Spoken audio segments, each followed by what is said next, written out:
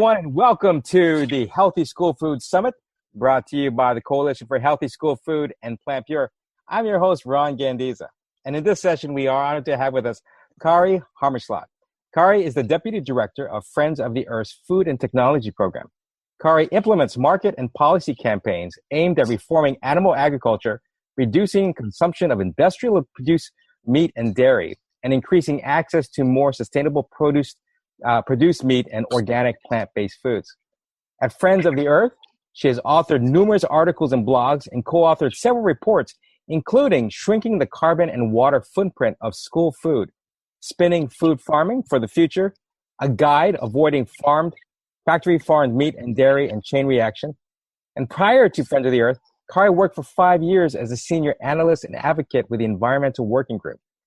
At EWG, Kari focused on a wide range of food and agricultural issues, including the U.S. Farm Bill, GMOs, climate change, organic agriculture, food security, and conservation policy.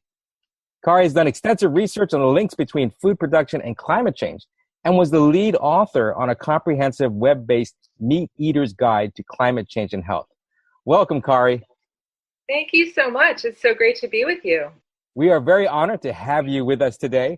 And before we get started, as with all my guests, I like to learn a little more about their backstory. How did you get interested in this plant-based journey or understanding sustainability issues? Well, I'm going to date myself, but it really goes back more than 30 years when I was in college, and I first read a book called Diet for a Small Planet by one of my heroes, Frances Moore Lappé. And in that book, I learned about just the vast resources, the huge amounts of resources that go into producing a hamburger or a pound of meat.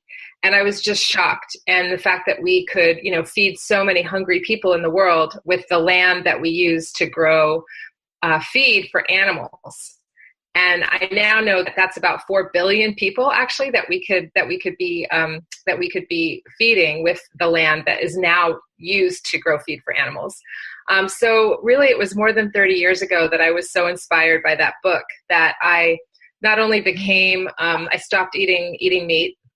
I also drove cross country from Vermont, where I was going to college, to work at her institute called the Institute for Food and Development Policy, now called Food First, and have really been on this journey ever since then. But I really owe it to her, and I'm so pleased now to be working with her daughter often, Anna Lappé, who is also a great food leader and has written a wonderful book about how the connections between our food system and climate change. Well, tell me more about the organization you work with right now, the Friends of the Earth Food and Technology Program. So I work, So Friends of the Earth is a national environmental organization. We have our headquarters is in Washington, and I'm out in Berkeley, California. We have another office out there.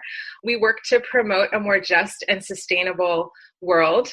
We defend the environment and defend and really make the links between social justice, environmental, and economic policy. We're the U.S.-based member of the largest grassroots federation of environmental organizations. So we have Friends of the Earth organizations in over 70 countries around the world. So we're all aligned on a lot of issues, including trying to create a more just and sustainable food system. And so as you described in my bio, I'm the Deputy Director of the Food and Technology Program. I run a program we call the Good Food, Healthy Planet program, which is really focused on exposing the harms of industrial animal agriculture and working to really reduce the consumption of industrial animal products and promote better alternatives, whether it be more sustainably produced, more regenerative agriculture, animal agriculture, and organic plant-based foods. And so we've been working on that issue for quite a while. I've been with Friends of the Earth now for over 3 years. Now, I understand that you've finished the report about the Oakland Unified School District. Can you tell us more about that? Sure, yeah. So this is the Oakland Unified School District. It's one of the largest school districts in California with over, I think there's about 85 schools. And the report is really groundbreaking in that it shows that schools can make lunches healthier and more climate friendly while also saving money. And so in just 2 years, our report found that by scaling back the meat and dairy on their menus, they were able to reduce their carbon footprint by 14% and reduce their water footprint by 6%. And they did this all while saving money. They saved $42,000 in over that 2-year period. And they also were able to, serve kids food that they loved. They did internal studies that found that the kids' satisfaction with the food actually increased during this time. And so we found that reducing the meat and dairy on the menu, putting more plant-based foods, was really a win-win-win. It was a win for the kids getting healthier food. It was a win for the climate in terms of reducing the overall carbon and water footprint of the meals, and it's a win. It's a win for the budget. It's a win for the schools that are trying to save money, because we know that that's a big issue for schools. So what happens now? You've got this great research, this awesome report that really a lot of schools could use right now to understand and get up the chain, so administrators know the impact and what they can do and start the ball rolling. But where do you go now with this report? Well, we have been sharing the news and the good news from this report and some of the lessons learned, helping folks understand kind of how did Oakland Unified do this and what's needed to actually make it happen across the country. And so we've been writing a lot about it. We've gotten a lot of coverage in different publications. We're working with the Green Schools, the National Green Schools Network, to get the story out. And we have, I think on your website, we'll have a link to some more information about the study. And we're really going to be taking this across the country and trying to kind of share information with the school food directors to help them understand kind of what are some of the different pathways to actually put healthier plant-based foods on the menu and to quantify that impact. And so we actually offer tools that allow school food, and we're working in partnership with some other organizations as well, like the Center for Good Food Purchasing, which is an organization that works with school districts and other public food entities to track their purchases and to help them implement more sustainable programs, whether it be around environmental sustainability and reducing the amount of animal products on their menus, or improving animal welfare, also improving health. And so the Center for Good Food Purchasing is also involved with promoting these kinds of things and tracking the benefits. So we're going to be working with partners and schools around the country to both look at how they can track this stuff and to just show them how they can really have a big impact in terms of reducing carbon and water footprint by replacing just a couple of their really popular meals. So for example, hot dogs, right? Hot dogs are a really popular dish. Well, hot dogs have 7 times more carbon intensity than, say, like a tofu veggie scramble. And so just by reducing, shifting, a high carbon intensive food like hot dogs with perhaps a tofu veggie scramble or a tostada or bean chili, even better bean chili, that's probably more like I think it's probably 10 times more carbon intensive, the hot dog. And we know that hot dogs also aren't good for kids. The hot dog is filled with all kinds of chemicals and pesticide residues and other things that are not good for kids. So we're going to be working to kind of make that point that you can do good for the environment, you can do good for kids' health, you can save money by shifting the menu items. Have other companies or organizations come back to you and said, well, maybe they have their own interests and said, well, this research isn't really accurate, or tried to fight back against you? Because I'm assuming you'd have a number of organizations that would be potentially threatened by a research like yours. Our data is very solid. So this was a very intensive research project. We looked at the entire food procurement system for Oakland Unified. So we looked at every single food item they purchased and ran the numbers using, peer-reviewed science data to look at full carbon footprint of the procurement for the entire year, and then did another study 2 years later to look at the entire carbon footprint for that year. So that it's really unassailable, the actual data. Nobody's actually come back to say this isn't right, or there's a problem with the data. I think that that people will take issue. There's certainly the meat industry wants to defend their interests. So far, we haven't really faced that much pushback. If anything, we've really received just a ton of support from organizations across the country, and even some mayor's offices and others that are really interested in the data and are very excited to see that it's possible to both reduce carbon and water footprints and be more sustainable while saving money and doing good for the kids. So I think, if anything, it's just showed people that there is a pathway that can achieve lots of different important goals at the same time. Do you know of other organizations other than Oakland, for instance, that are looking at this and saying, hey, maybe we should look at doing this for our district? Yeah, absolutely. In fact, there's a lot of examples across the country, and, more schools are showing that it's really easy to downsize the meat portions and serve more healthful and lower carbon plant-based meals. And so I understand right now that the popular Meatless Monday program, have you heard about Meatless Mondays? Just once a week. Let's just start there. It's not enough, but it's a good start. Once a week, there's about 140 schools that as I understand it, that are involved with Meatless Mondays across the country, and another 155 university campuses. But now we're talking about schools. So, and then there's other programs that schools have done in the mold of Meatless Mondays. So one of the ways that Oakland Unified was able to reduce their carbon and water footprint and get the kids healthy, tasty food was through a program they call Lean and Green Wednesdays. So it's kind of modeled on Meatless Monday, and every Wednesday they serve a plant-based meal to all of the elementary schools around Oakland.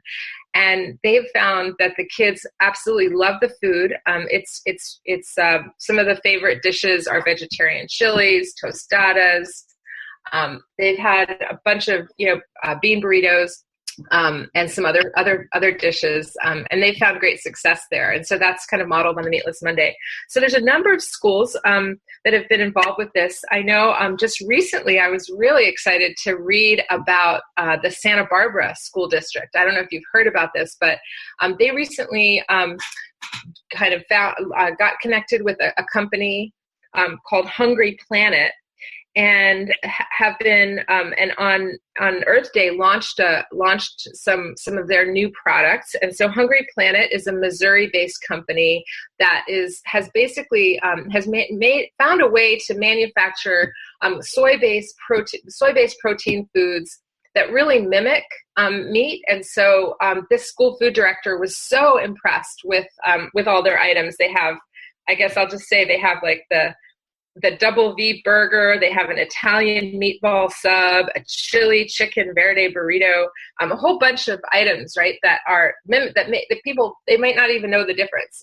And so she thought that this product was so good that she wants to switch her entire food line, meat line, into soy-based products within the next several years. And that's going to save money. It's going to be healthier for the kids. What people may not understand is that we're all eating too much meat. So kids, including kids, so in the U.S. we eat 3 times more meat and dairy than other countries. And in general, we're eating about 50% more than what is recommended by the USDA dietary guidelines. And that's especially true for boys. Adolescent boys in particular are eating a lot more meat than they should be. And as many of your guests, I'm sure, are going to be talking about, that gives rise to all kinds of health-related diseases. Heart disease and diabetes and some cancers are all associated with high consumption of particularly red meats, pork and beef. And so we'll do the kids a big favor by getting them off these products, early in their life, so that they can live healthier, longer, happier lives. And so that's a very exciting story from Santa Barbara. And, also back in New York City, where they have these alternative menus. So there's about 100 schools that are basically buying food from the alternative menu that the Department of Education, New York's Department of Education, has developed. And that alternative menu, I think, has average, puts plant-based foods on the menu, or at least some of it might be cheese, but at least no meat twice a week. And so those menus are going to be, and they're also less processed. And so those menus are going to be our great models for this kind of work. It's really exciting to hear such great stories, because sometimes we live in our own bubble. And not just sometimes, a lot of times schools live in their own bubble, and they don't realize just how much is happening even in their state, let alone the nation, where there's a lot of progress being made. So thank you so much for your research. And we definitely want to share your research through the Coalition for Healthy School Food, through PlantPure, and through the Healthy School Food Summit to get it out to more teachers. So we'll have links on our website. I posted one of your links already on our resources page. And if people want more information, what website should they visit? That's great. So I would say to look, they should come to Friends of the Earth. They could look at Good Food, Healthy, just plug in Good Food, just go to our food page at Friends of the Earth, FOE.org, FOE, friendsoftheearth.org. There's also, if you just plug into your internet school food footprint, you'll find our food footprint page that has our report on it, and also has some additional resources. In that report, we do highlight a whole host of resources that school food directors can go to find, good recipes, and also just different resources, including the Coalition for Healthy School Food, which is one of the conveners of this summit. I think it's going to be really important moving forward. There is a need for a lot of for folks to keep advocating for some of the things that need to happen to make this shift more achievable, because there is, if you look at, for example, USDA, where people get a lot of their commodity foods, they get really discounted and subsidized animal products, right? So the way our political system works is that USDA greatly subsidizes the big meat companies that are producing these products that are not so good for our health, and they buy them very cheap. They sell them very cheaply to schools, and we need to be able to get some of these plant-based foods into their commodity programs so that they can also subsidize the healthier food. It's an irony that that our dietary guidelines call for high consumption of fruits and vegetables and plant-based foods, and less consumption of animal products, but then our policies just don't support that. And so we do all need to be advocating for better policies in our school food, particularly in the commodity program. And we also need to think about the ways that the USDA credits the proteins. So some of the issues that come up when they're trying to shift to plant-based foods is that there's only a limited number of things that actually get where you can actually get the credit for serving protein, right? And so there's foods like quinoa, which is a great food item to serve. You can mix it with many different things, and it's protein rich, and yet quinoa doesn't receive any credit from USDA for its protein content. So those are the kinds of things that could really help to move the needle forward, and help schools with transitioning to more plant-based items. I'm so excited that there's actual research that we can depend upon. And with PlantPure, we're very evidence-based when we talk about the health of the options or benefits of eating plant-based. But you talk about the environmental impact, which is so important as well. So I'm really looking forward to reading this myself and understanding, and of course sharing this information. So I just wanted to also say that for schools that are interested in learning more about how to do carbon and water footprinting of their menu items, or how to reduce the carbon and water footprint of their menu items, Friends of the Earth is more than happy to work with schools to look at how to reduce the carbon and water footprint of menus and how to shift to healthier, affordable, lower impact foods. And we offer support to do that. So I just wanted to let people know, if they're interested, to be in touch with Friends of the Earth, and I'm sure through our website, through your note, you can find us. But we're really looking to work with schools to help them figure out how to make this shift, which is so powerful in terms of reducing climate impacts and also getting healthier food for kids, and doing it at a cost that is affordable, hopefully saving the schools money. So thank you. And for anyone else who wants to learn more about the Coalition for Healthy School Food and all the resources available to schools, to teachers, we invite you to visit healthyschoolfood.org. Again, that's healthyschoolfood.org. And at PlantPure Nation, where we have our own line of meals that are whole food, plant-based, that we have in hospitals and school systems as well. You can check out plantpurenation.com. And also you can learn about more about the work that we're doing in the plant-based movement. Again, thank you, Kari, for all the work.